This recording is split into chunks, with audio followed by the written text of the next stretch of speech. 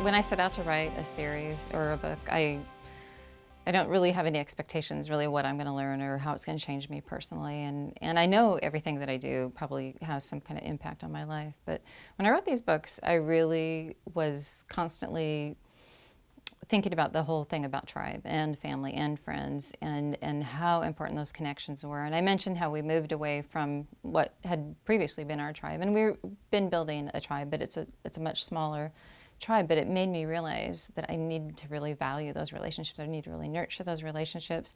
I need those relationships to take me, you know, to as far as Anna went with hers, you know.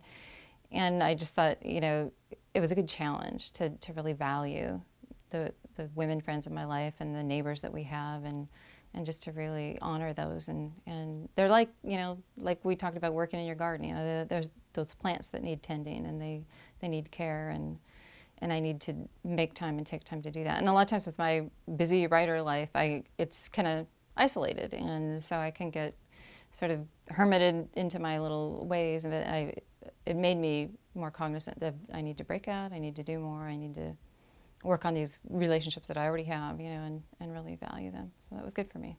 And on that same note, I think I'd like to really challenge and encourage the readers here to look at their own lives, take an inventory of your own life. And I know there's a lot of demands, there's a lot of pulls, there's a lot of responsibilities, there's a lot of stress in this world.